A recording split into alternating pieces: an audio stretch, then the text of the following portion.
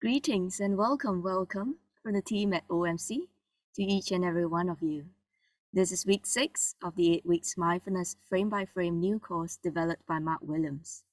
We're delighted to have Mark continue to take us all through these taster sessions. Now for all of you who have been with us week to week and those who are joining us new today, how wonderful. It is so lovely to have a sense of where you're joining us from and from all of you to have this wider sense of the wider community here in this very moment, gathering together. Here I am also in New Zealand, early in the morning, and I'm sure some of you are in the various time zones. Mindfulness really has this sense of being able to awaken us or even to get us out of bed. So we're all converging from all corners of the world, and this ability for us to do so, for mindfulness to bring ourselves and all people together. So the theme of week 6 today is around exploring difficult emotions. Now it's really natural in our lives that we face difficult emotions and challenges, and how mindfulness can help us see clearly and cultivate healthier attitudes of being. It's giving us opportunity to live with more ease despite the challenges. As one wisely compassionate contemplative teacher mentions, we have the potential to cultivate not struggling with the struggles. I feel ever grateful hearing firsthand the impact for those who have experienced the course, and Mark has so skillfully and so caringly developed the frame-by-frame program, based on the science of how our mind works, and in many ways explores this as more. And now, it is with my warmest heart that I hand over our time to dear Mark. Thank you, Elin. Last time we were likening the mind's activity to a photo burst, like those phones where by keeping your finger on the button, you often accidentally capture a whole series of images. But there's a difference. In our minds, the next series of images rapidly go beyond the original data to create a convincing video stream in the mind. It feels true because no matter how sketchy that data was at that first moment, the images from your own past are already complete and ready to roll. They've been worked on a lot. So if the first image is a moment of real pain or distress, the following images capture that distress and maintain it, even if the underlying data has changed. When this happens, it can easily make us feel we're out of control. We say, this is ridiculous. What's wrong with me? I should pull myself together. Notice how unkind this reaction is towards ourselves. So in our first short meditation, let's practice bringing kindness to ourselves. So coming to sit now and feeling your feet on the floor and your body on the chair. And noticing what your anchors are.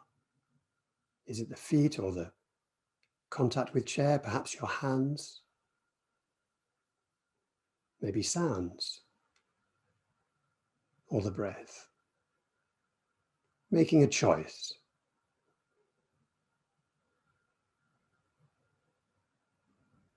And receiving the sensations that are available from this place.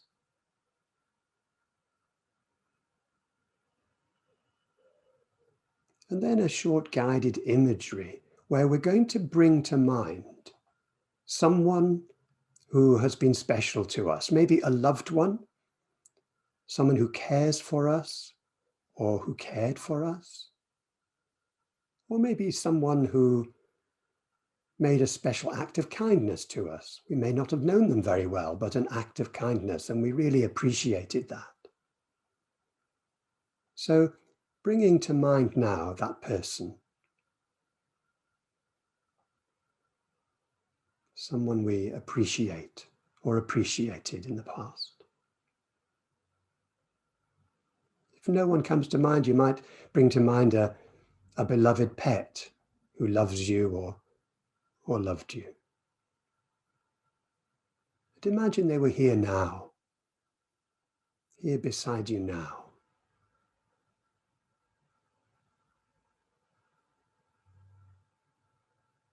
And feeling their sense of support.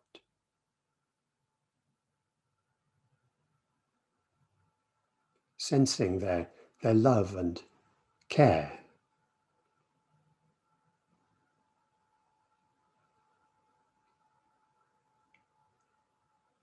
Hearing what it is they would wish for you, that you be safe, that you be free from harm.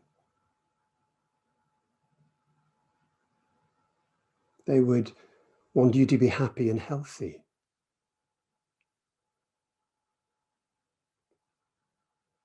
They would wish for you that you live with ease and with peace.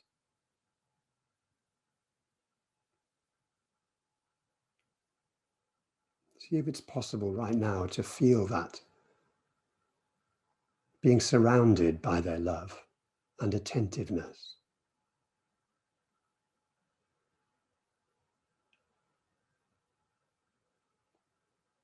And then at a certain point, seeing if it's possible to bring that same sense of care to ourselves. You may wish to say to yourself, may I be safe and free from harm. May I be happy and healthy.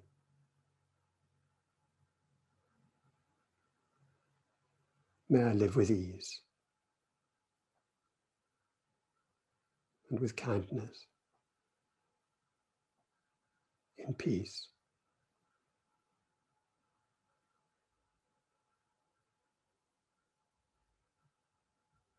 Sometimes if there's a lot happening in your life, it may be possible to say, may I be safe in the midst of this. May I have peace in the midst of this.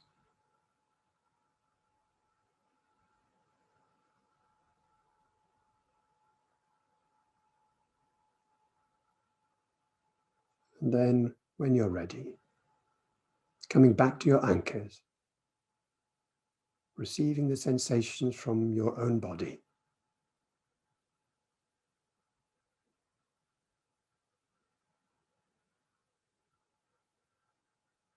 A sense of completeness, just as you are.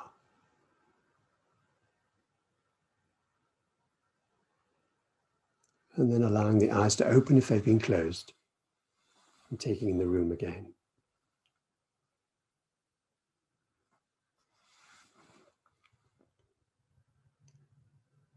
Over the past couple of weeks, both in meditation and in everyday life, we've been practicing sensing the feeling tone.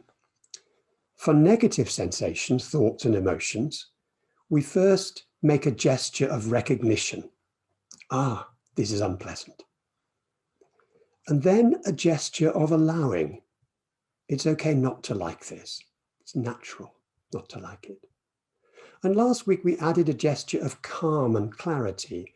No action needed right now. The aim was not to be passive, but to restore just enough distance so we could more easily see when the thoughts that are driving us to distraction are mental events, mirages, some people call them, or indeed the photo burst.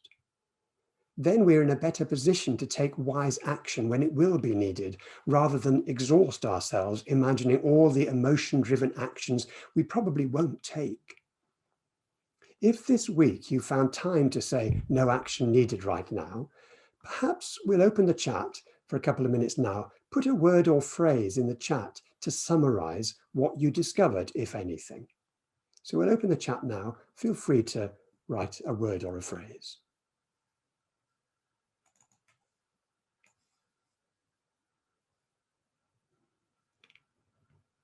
Weight off my shoulders, sense of relief, powerful, freedom, calmness, release, stand down, those troops. Compassion lightens the load, a little relief. Thoughts disappeared, soothing, switch off, melting away. Difficult to be there quick enough. Oh, isn't that true? Absolutely. It's okay to feel this.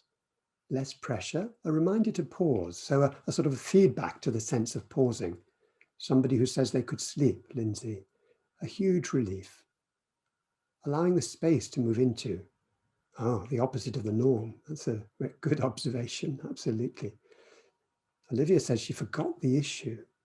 It's not always possible at difficult times. Thank you. That's really worth pointing out. A part of somebody won't believe it, and that's fine. So we're not trying to persuade ourselves of the impersuadable or the unpersuadable. It's a sense of just quietening or inclining the mind in this direction and allowing. Yeah, thank you so much for that.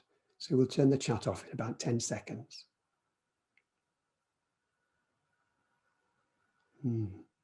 Energy and negativity soften and dissolves. The next day, Brenda says it seemed less important. Thank you. Thank you. So what about, that was when things are negative. What about when a sensational thought feels pleasant? I know that for many, it has been a big relief sometimes to say, it's okay to like this, to appreciate pleasant feelings rather than dampening them for fear of disappointment or clinging to them for fear they'll go away. But someone raised an important point about things we are addicted to, and I want to say a few words about this. Addiction is a spectrum from apparently tiny things like needing our preferred food or drink and getting upset if we can't have it, to much more destructive addictions to alcohol or drugs or other things. And if we say it's okay to like this, isn't it dangerous? That was the question, and it's a good question. Couldn't it make the addiction worse? Well, the first thing to say is that all these phrases are ways of exploring the mind. They are small gestures of kindness, if you like, not instructions to be followed rigidly as universal rules for life. So if any of them are unhelpful for you, feel free to adapt them or let them go, at least for now. So what about this phrase, it's okay to like this? What we are doing is using this phrase to help us slow down to see clearly the mind and its reactions by noticing what it is that's made contact with the mind and its feeling tone. And this is the thing. By slowing down, you may have the chance to see the very moment when you move from simple appreciation to attachment, from a sense of this is sufficient to the urge to want more, from sensation to command. But, and this is important too, if you are aware there are some situations which are just too risky for you for now, when even approaching the thing that you're addicted to is likely to lead to difficulties, especially when you're tired or hungry, then sometimes you may just have to walk away, at least for now.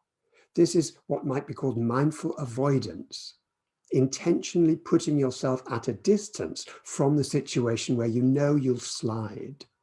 Here, mindfulness becomes your guardian and says, just don't go there. Now, looking frame by frame can help us see the warning signs more clearly. And then if we do slide, mindfulness can help pick ourselves up and start over again. And looking closely in this way can reveal other things too. At Brown University in the US, Judd Brewer works with people who are addicted. For example, in one study of people addicted to cigarettes, he found that when they slowed down and really noticed the taste of a cigarette, they very often didn't actually like it. Do look up his work. His name is Judd Brewer, B-R-E-W-E-R. But addiction, serious problems like that, raise an important general issue. And that is this. We shouldn't expect that mindfulness practice will cure or heal all our problems by itself. Here's an analogy. I know someone now in her 90th year who has mobility problems. There are some steps down into her garden. It is obviously really helpful if she can be mindful as she uses the steps. But it was the OT, the occupational therapist, who advised that the steps should all be the same 4 inches in depth. And it was her daughter who designed the decking to enable this to happen, and a local builder who built it. And it was the physiotherapist who helped maintain strength in her arm so she could support herself on the rail. All these specialists doing their thing wonderfully well. Mindfulness is great, but it's not the only thing. And so when we have challenges, physical or emotional, it's never a failure to ask other people and agencies for help who might use other approaches to help us. And if mindfulness gives us the courage to ask for help, it's already done important work. So let's take a breathing space for a couple of minutes before we come to this week's theme. So coming to sit and noticing perhaps the change in posture if you wish, letting your eyes close if that feels comfortable, and noticing the weather pattern in mind and body right now.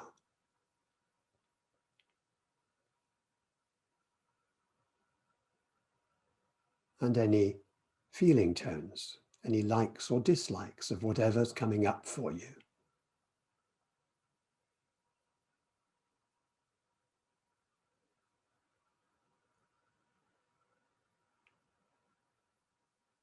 Acknowledging, making space for it all.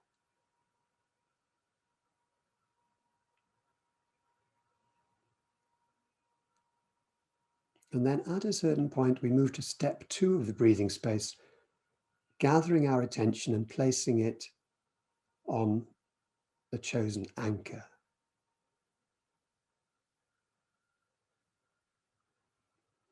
What is it that will ground us most helpfully right now?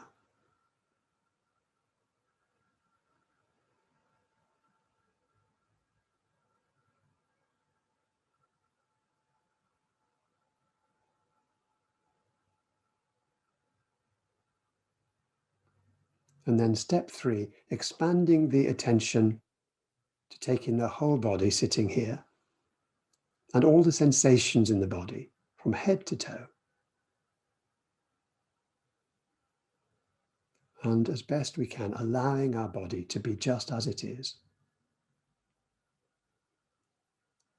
A sense of coming home.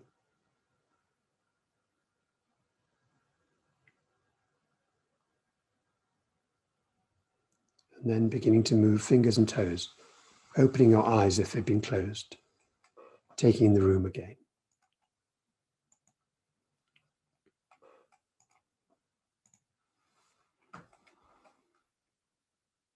So the aim this week is to bring together what we've been learning to help explore difficult emotions. And the issue here is not to get rid of such emotions from your life. They'll still visit us all from time to time, sometimes very often. The issue is why they stick around. Emotions have evolved as important signals that something is going on that may need your attention and possible action. For any animal, if there's danger, fight, freeze, or run. But because emotions are signals, they evolved to be temporary. When the danger is gone, the alarm is meant to switch off. An alarm signal that switches on when there is no danger, or that doesn't switch off when a danger is past, is no good at all. You may remember when car alarms were new, when an alarm sounded, we all paid attention. Quick, a thief is stealing someone's car. And now, no one pays attention. Car alarms go on too easily and for too long, and they're mostly false alarms. So car makers now have to make the alarm switch off automatically after a few minutes. If only we knew how to do the same with our minds, those times when we know there's nothing more we can do. But the mind won't switch off. It's not at all surprising that emotional alarms entangle us. And although such tangles exhaust and deplete us, we come to accept them as normal and inescapable. So the aim of the practice is to see clearly the tangle that comes with emotions that makes them persist long after the original situation or emotion would have gone. Could we get to the point where we feel an emotion, yes, really feel it, but also see clearly the pull it has towards the edge of the spiral, and see if we can learn to let it go before we tip down into the spiral, or to exit the spiral if we have been sucked in. So at some point, if we have the energy and are not too tired, we might experiment with gradually bringing these tangles right into the laboratory of our practice. We'd have to start with small things just to experiment, but the aim would be to see what happens if we allow some small emotional turbulence to remain in awareness long enough to use the skills we've been practicing, to see the unpleasant feeling tone and witness how easily the mind creates extra noise because we don't like it. That's what we'll practice today. Turning towards emotional difficulties in this way may be new for many of us. Normally, because such emotions are unpleasant, we naturally turn away, so don't see what's happening. Can we begin to turn towards these emotions in a way that might unveil what's going on? To see the process clearly, we don't look directly at the mind for too long. Like looking at an eclipse of the sun, we don't look directly at it. With an eclipse, we take steps to view it without being dazzled or harmed by its intensity. And remarkably, there's a way of doing a similar thing with distressing emotions too. When they come to mind, or we bring them to mind deliberately as an experiment, we shift our attention to the effect they're having on the body. Why the body? Because as we saw last time, emotional images and thoughts bring with them a host of possible actions, like troops readying themselves for battle. And the body has to budget for these actions by releasing adrenaline and cortisol, contracting muscles, diverting blood flow, and so on. Because of this, we can often pick up the bodily changes created by the difficult emotion. These body sensations also have a feeling tone, often unpleasant, so we're inclined to turn away from them or resist them too. But although the sensations are an integral part of the emotional cascade, they are usually not so intense or adhesive as the thoughts, images, and emotions running through the mind.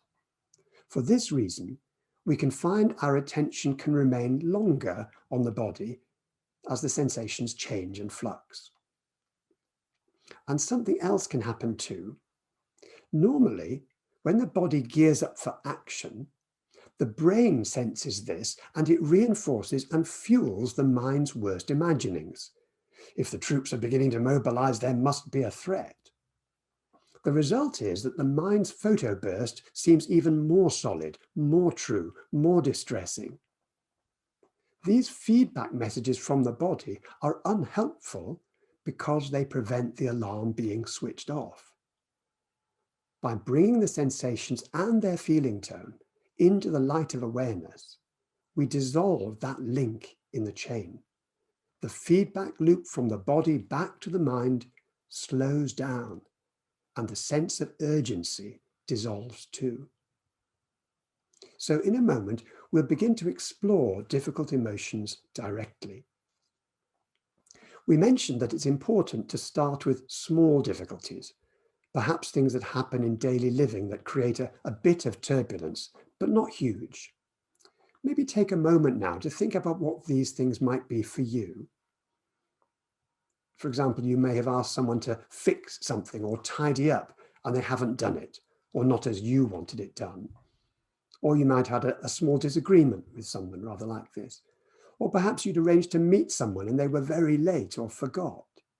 And many of these can be quite small, but they create just enough turbulence in the mind to practice with, small feelings of irritation or of being let down. And if you want, perhaps putting some of these things in the chat now, we'll open it for a minute or two. And if you can think of these little examples, that don't have to be very personal, just put some of them in the chat now, and we'll get a sense of what sort of things you'll be working with.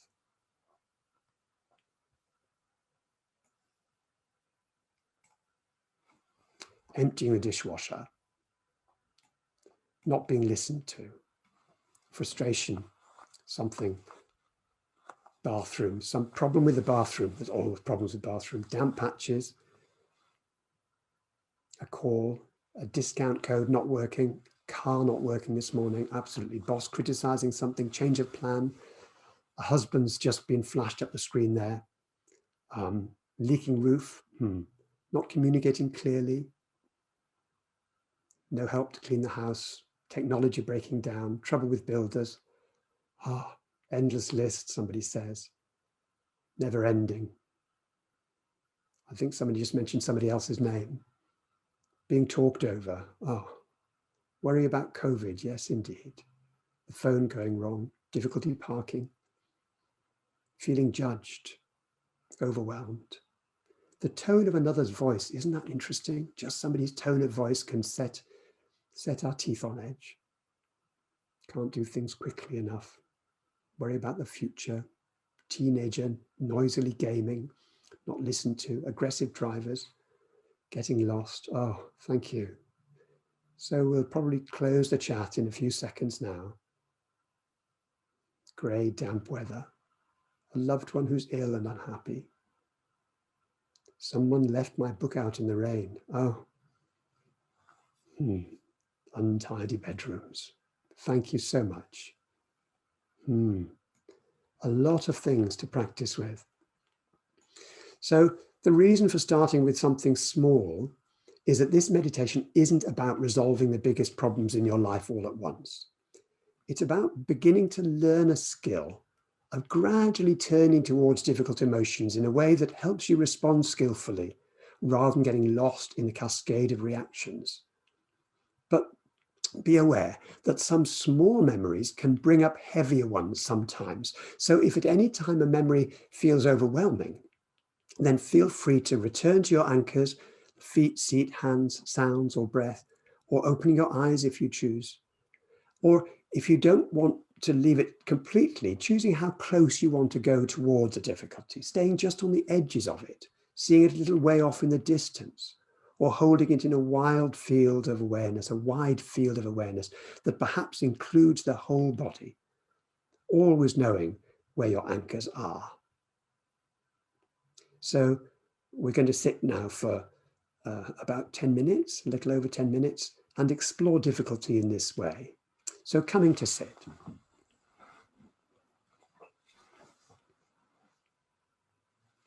And start by finding your ground, settling into your posture.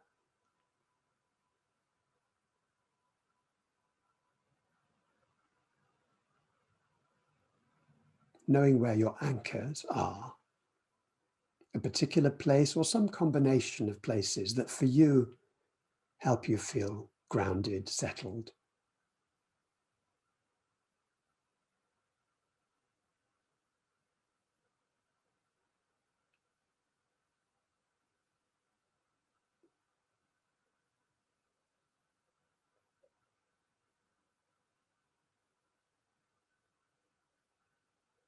And then at a certain point, expanding the awareness to the whole body. Noticing all the sensations here in the body, from the crown of the head to the bottom of the feet, right out to the surface of the skin where you may feel contact of clothes or the air moving.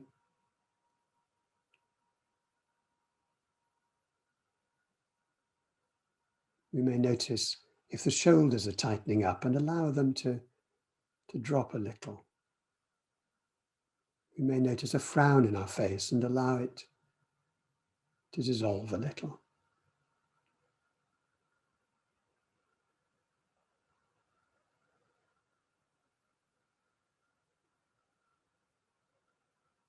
Sometimes holding the whole body, the whole landscape of the body in a wide field of awareness.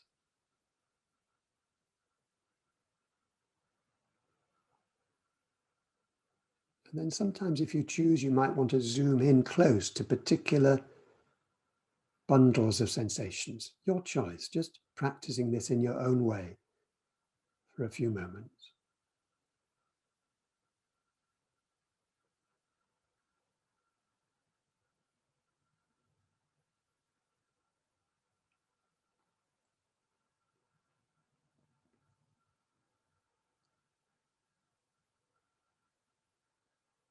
And as you allow the sensations to be felt, noticing also their tonality.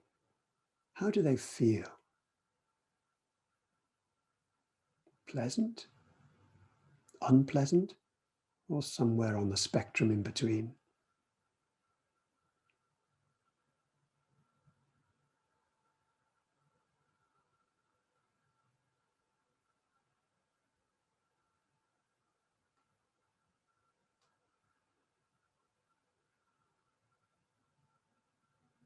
And if they feel pleasant, if there are any sensations that feel pleasant, then if you choose, you could add, it's okay to like this. No further action needed.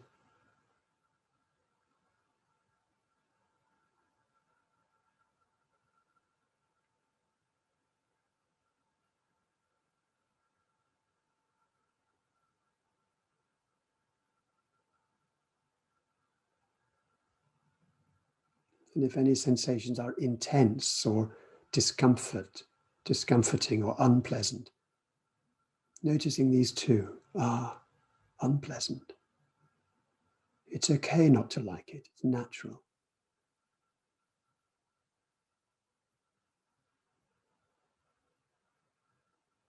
Knowing you can always change your posture to ease discomfort, and noticing the changing sensations and any change in the feeling tone. Or if you choose, staying still and just noticing what it does as best you can.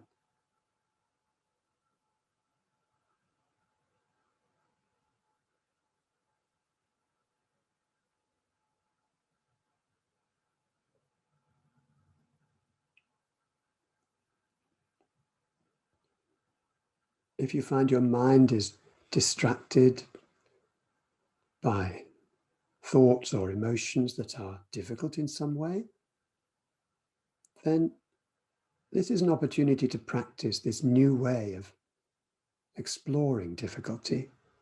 So instead of coming back to the body or to our anchors as we've been practicing up till now, allowing it perhaps to remain in the mind if you feel you've got enough energy for this and not too tired. Letting it remain for a little while. And the next step is to drop into the body and see where in the body this is being felt.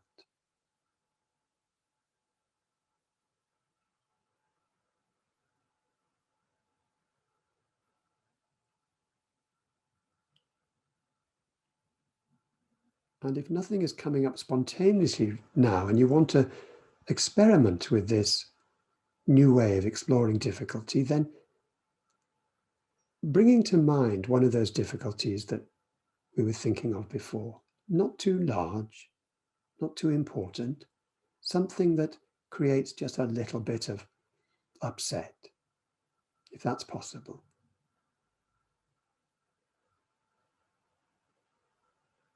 Imagining it vividly. And when it's come, letting it remain on the workbench of the mind as you drop your attention into the body and see where in the body there may be sensations created by this difficult emotion. Maybe a particular region of the body or spread between different regions. Moving your attention right up to and perhaps even into the bundle of sensations that may be here. May be quite distinct or very subtle. If you can't feel anything, then practice this with any sensations that you discover. When you know these sensations are here, then you could practice breathing into them on the in-breath and out from them on the out-breath, imagining that. Not to change them in any way, but to make space for them, to cradle them in awareness. And if they're unpleasant, saying, it's okay not to like this, acknowledging any unpleasantness and saying, it's okay not to like this.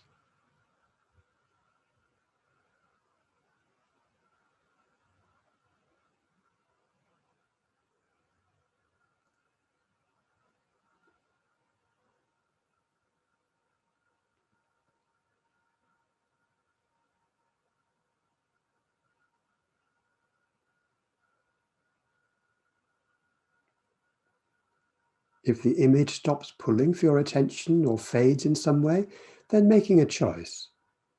Do I want to bring up another difficulty or go around with the same one again and place it on the workbench of the mind? Your choice. Or just come back to your anchors. And always coming back to the anchors if something feels overwhelming. That's fine.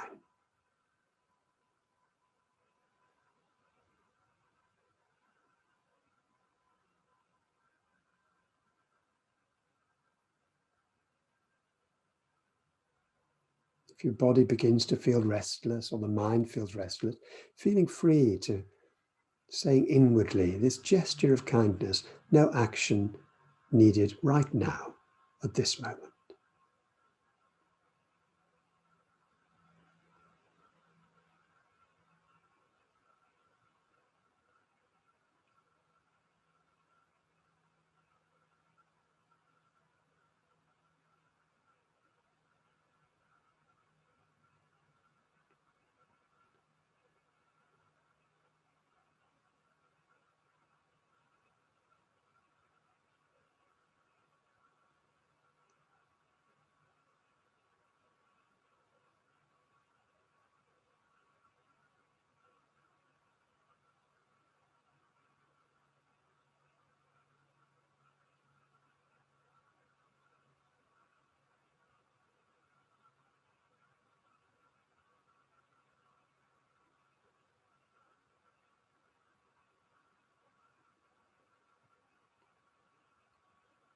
Noticing if the mind has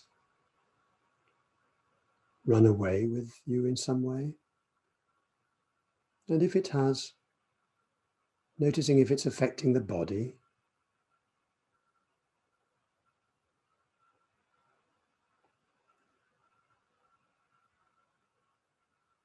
And once again, noticing the sensations in the body, maybe in the same place, maybe a different place.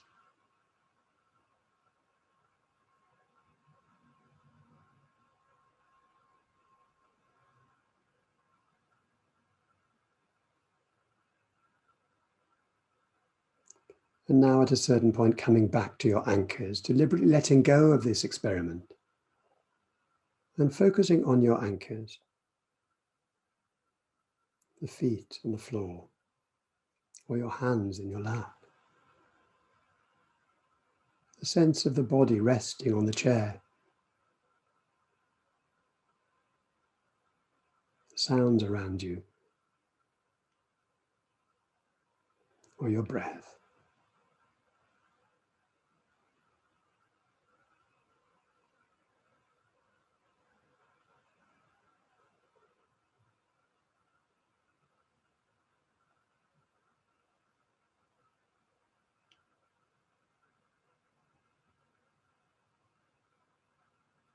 And perhaps even noticing the feeling tone of this mindfulness itself as you rest in awareness now.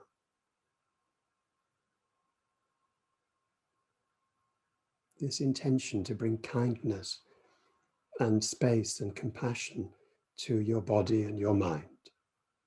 How does it feel, this mindful awareness, as you sit here?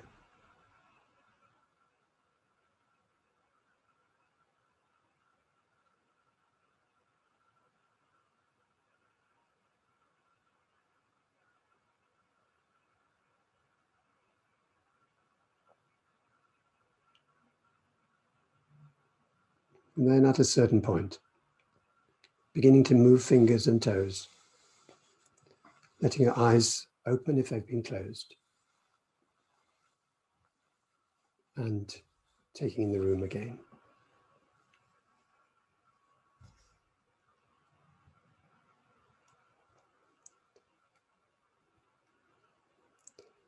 So in a moment, I'm going to hand back to Elin for our Q&A session. And just before we do, I'm going to open the chat for just 1 minute, just if there's any reactions to that practice, anything that you want to comment on, just a word or a phrase before we go to Q&A.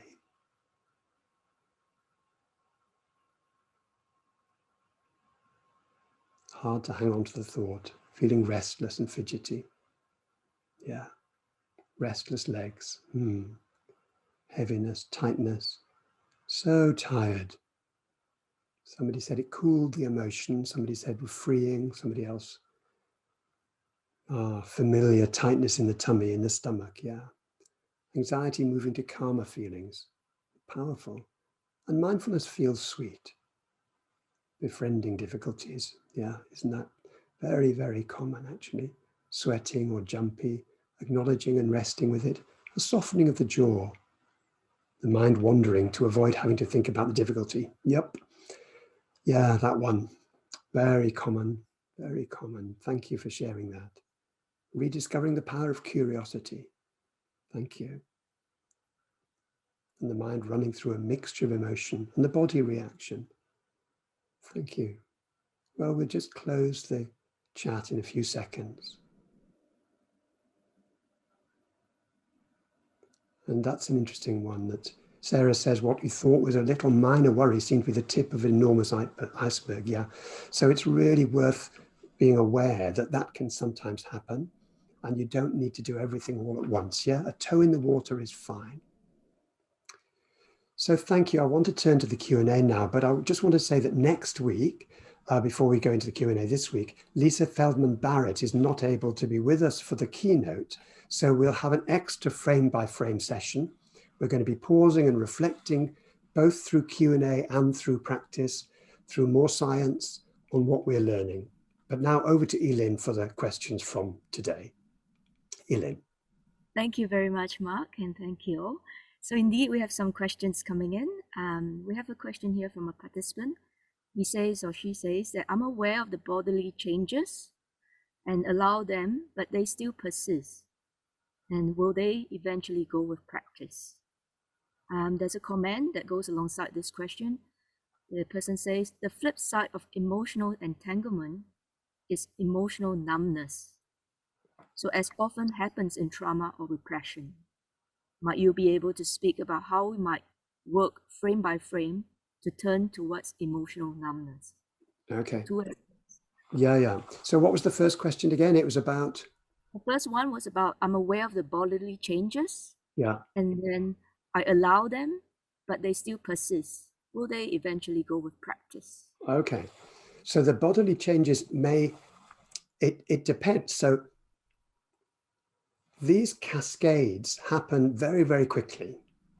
And they are a very rapid flip between body to mind, mind to body, mind to body. And it's just almost impossible to know what the autonomous activity of the mind would be if it didn't have the body to gear it up in this way or to rev it up, or what the activity of the body would be if it didn't have the mind to rev it up, because they're so closely linked. So what we're looking at here is as to see if we can see clearly the extent to which the bits of the revving up can be quieted down. And that's it takes some practice. This is the point. So it's not going to happen very quickly. But if we can allow, if you can see, at least start with seeing clearly and seeing the feeling tone clearly, and then saying that feeling tone, actually, we don't need to react to the feeling tone. So if it's unpleasant, we don't have to resist it or push it away. Then that itself dampens down the resistance, which can then damp down the cascade. So it may do, or it may, the body sensation may continue, but you don't find them interfering so much because they don't seem to matter so much to the stability of your mind. And as for the numbness, this is a case where, again, it's a spectrum, and there can be real states of numbness that requires specialist advice and help from a psychologist but there are other smaller states of numbness that we can practice with. We can notice what are the triggers for them. We can notice whether they're unpleasant, for example. And if so, what happens when we say it's okay not to like them, and see if they have more change in them than we think when we look at them. But again, we take it very gently. And we don't try to go in all at once. We know where our ground is, where our anchor's in, before we start approaching something that creates numbness. Because often these are signals that difficult things are there, and therefore we need to be kind to ourselves as we do this. Thank you. Thank you very much. And the next one, someone's asking, different about anchors. Could a smell actually be an anchor? So for instance, a pleasant smell such as jasmine or roses. Yeah. So I think any anchor that works for you is fine. So do experiment. Do experiment. You know, we talk about the bodily anchors. Those are the sort of the ones that are probably most commonly used. The breath, of course, and the rest of the body, but sounds and smells, and even opening your eyes. I mean, one of the reasons why we don't normally just start with opening eyes is because the world can be very distracting, and the visual system sits at the sort of hub. I mean, not literally sits at the hub, but is at the hub of a lot of activity. So we tend to get drawn in if we open our eyes, but you could open your eyes and just gaze at one thing. Then if you're very unsettled, just move your eyes around and look at particular objects in sequence, maybe even counting them. But do experiment, do explore. This is your practice, not anybody else's. Yeah. As you mentioned, isn't it, the laboratory of our minds, having that The laboratory practice. of our minds, absolutely. So another one with regards to distinguishing this difference between meditation and dissociation, and they gave a very kind of example that many of us can identify with. The person says, how can I make the difference between meditating or dissociating? I can easily lose 2 to 3 hours. The person describes dissociating in the house, and the time just passes by. How do I know whether is this kind of just blanking out, or is it being sort of aware? I think we do spend a lot of our time blanking out. And if you can experiment with just seeing where your mind is at particular points, if it's mindfulness, then it will be relatively easy to sort of just check in. If it's not, it'll be more difficult to check in. You'll just find the time has gone. Some people use little timers or something just to check in, say, well, where's my mind now? Some people find those really annoying. So, you know, it's up to each one of us to decide what works best.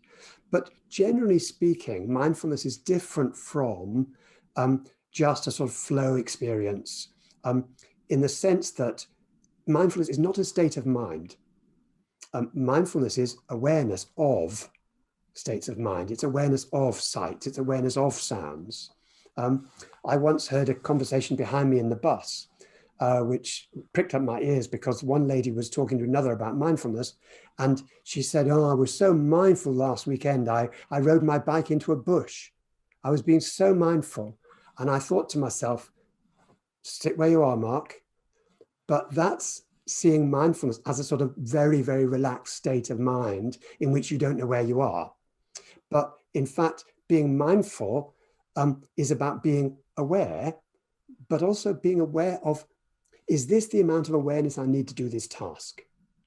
And that takes practice, but that's the mindfulness is, it's awareness rather than a state of mind, if you see what I mean. Yeah, thank you. A comment from one of the participants, the person says, the observation is, thank you so much for explaining that the feeling tone is stronger and more frequent when under stress. So you mentioned that in last week's session. And also a continuation from one of the comments from last week as well is about mental model. It says, what is the mechanism for the brain switching from working off its mental model to working from actual data occurring in the moment? Okay, so in order to think of a YouTube video, the reason why you can stream very complicated YouTube videos or Netflix into your house these days is because it uses redundancy in the signal.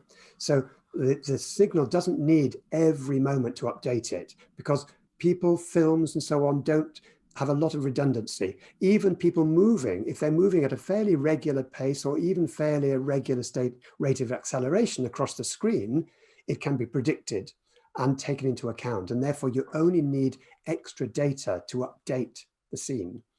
And you can use that as a model of the mind, in a sense, that the mind takes shortcuts all the time. It takes in a bit of data, it then creates a prediction on the basis of that data.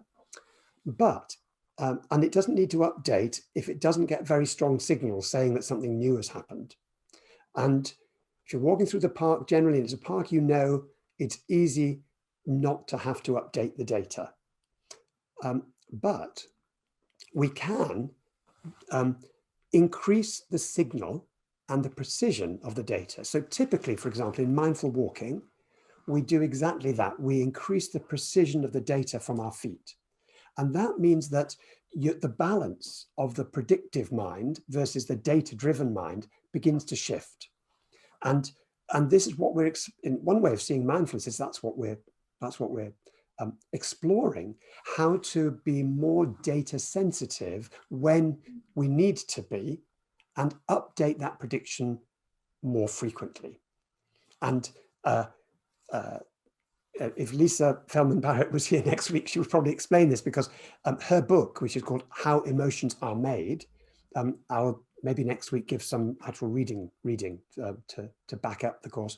But her book, Lisa Feldman Barrett, How Emotions Are Made, the first 6 chapters goes through this in great precision. So it's really worth looking at that book. Thank you. So quite a bit more practice required, isn't it?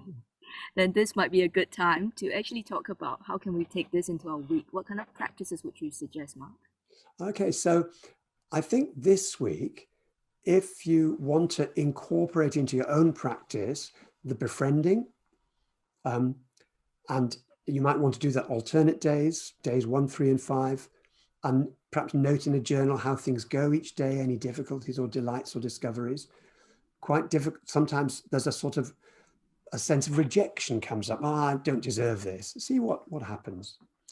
And then on alternate days, incorporating this exploring difficulty meditation. And again, note in your journal how things go each day.